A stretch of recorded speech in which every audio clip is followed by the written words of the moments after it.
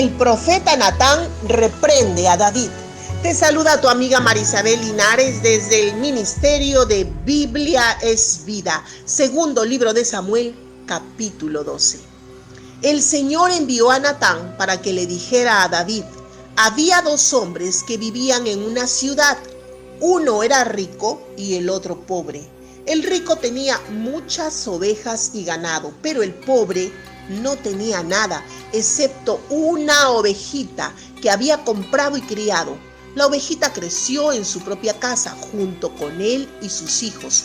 Comía de su comida, bebía de su vaso y dormía en su regazo. Ella era para el hombre pobre como su propia hija. Sucedió entonces que un viajero llegó a visitar al hombre rico, que quería ofrecerle de comer, pero como no quería matar a ninguna de sus ovejas ni ganado para alimentar al viajero, tomó la ovejita del hombre pobre y la mandó preparar para darle de comer a su huésped. David se enojó tanto contra el hombre rico que le dijo a Natán: tan cierto como que el Señor vive, que el que hizo eso merece la muerte. Debe pagar 4 veces el valor de la oveja por haber cometido ese acto terrible y no haber tenido piedad. Entonces Natán le dijo a David: tú eres ese hombre.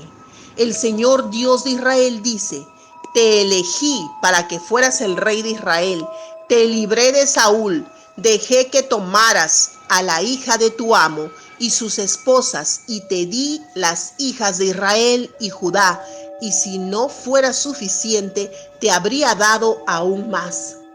¿Por qué entonces ignoraste mi mandato e hiciste lo que me desagrada? Dejaste que los amonitas mataran a Urías el hitita para quedarte con su esposa.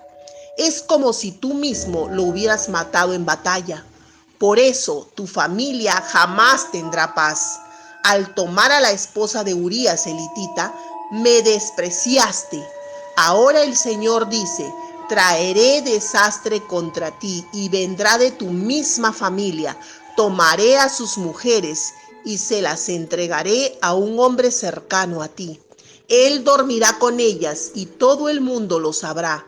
Tú te acostaste con Betsabé a escondidas, pero tu castigo estará a la vista de todo Israel. Entonces David reconoció ante Natán diciendo: he pecado contra el Señor. Natán le dijo a David: el Señor te perdonará incluso este pecado, no morirás, porque en este asunto tú le has faltado gravemente el respeto al Señor. Tu hijo sí morirá.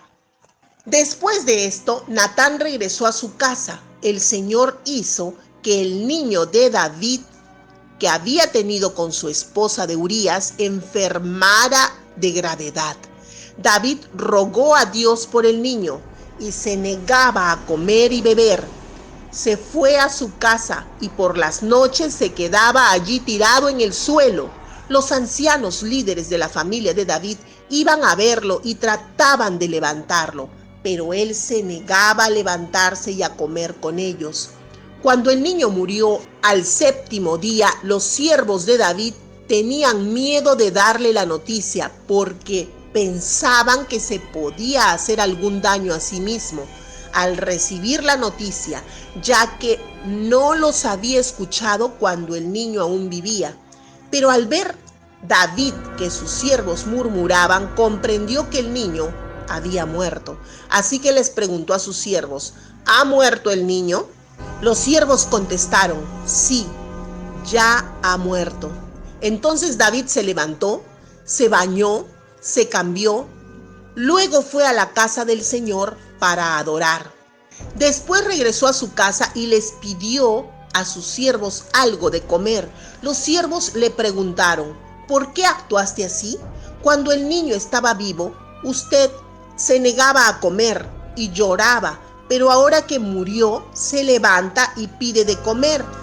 David le respondió: cuando el niño estaba vivo, ayuné y lloré porque pensé: ¿quién sabe? Tal vez el Señor se compadezca de mí y deje vivir al niño.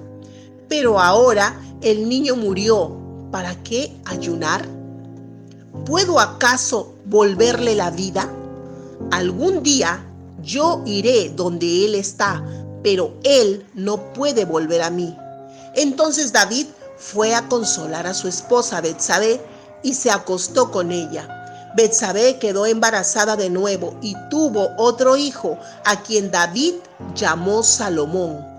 El Señor tuvo agrado del niño. El Señor envió al profeta Natán para ordenar que lo llamaran Jedidías. Joab atacó Rabá, capital de los amonitas, y tenía rodeada la fortaleza del rey. Envió mensajeros a David para decirle: he atacado Rabá y he capturado los depósitos de agua de la ciudad. Ataque, su majestad, ahora la ciudad y captúrela antes que yo.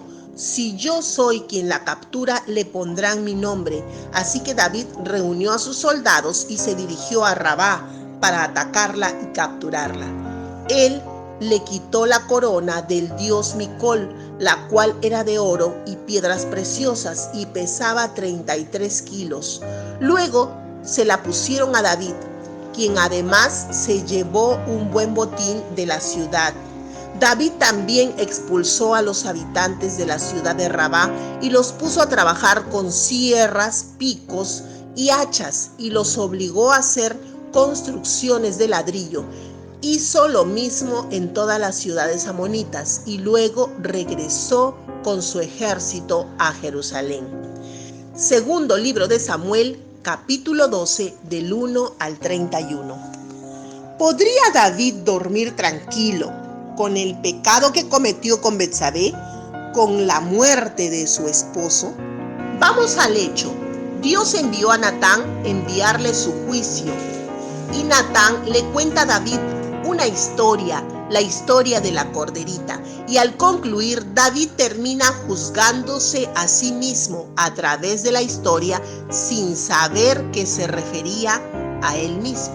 Su pecado comenzó a tener consecuencias. ¿Cuántas veces, como David, hiciste cosas malas que parecían no traer consecuencias en tu vida? Es como quien comete un crimen y no es juzgado y además tiene libertad, posición y trato preferencial. Pero esto no será siempre. A veces, como en el caso de David, el castigo tarda, pero llega. Conocí en esta vida a una persona que tuvo 2 hijos y una esposa.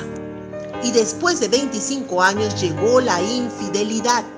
Y parecía que a pesar de desamparar a la esposa y los hijos y de haberlos hecho llorar, a pesar de todo ello y que se portó tan mal, todo le iba bien. Pero llegó el día en que su cerebro estaba en perfecto estado, pero su cuerpo no le respondió más. A raíz de una enfermedad cayó en cama y tuvo que ser atendido por largo tiempo hasta que halló la muerte. Creo yo que las consecuencias de nuestro pecado nos alcanzan.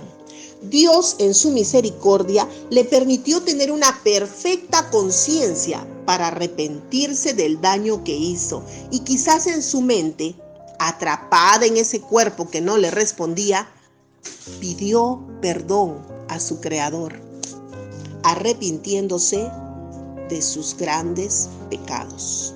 Joel 2:13 dice: rasgad vuestro corazón y no vuestros vestidos, y convertíos a Jehová nuestro Dios, porque misericordioso es y clemente, tardo para la ira y grande en misericordia, y que se duele del castigo. Arrepentimiento mientras aún hay tiempo. Esa es la lección más importante del día de hoy. Arrepiéntete si has cometido una falta grave contra Dios. Tú, solamente tú lo sabes. Arrepiéntete y corrige lo que hiciste. Mientras tienes vida, aún hay tiempo. Llegada la muerte, ya no hay forma de arrepentimiento. gustas de los mensajes de la palabra de Dios, es hora que nos ayudes a compartirlos para poder llegar a más hogares. Y no te olvides que todos los días estamos haciendo devocionales, un tiempo especial para pasar con Dios. Suscríbete, comenta y comparte todos los días.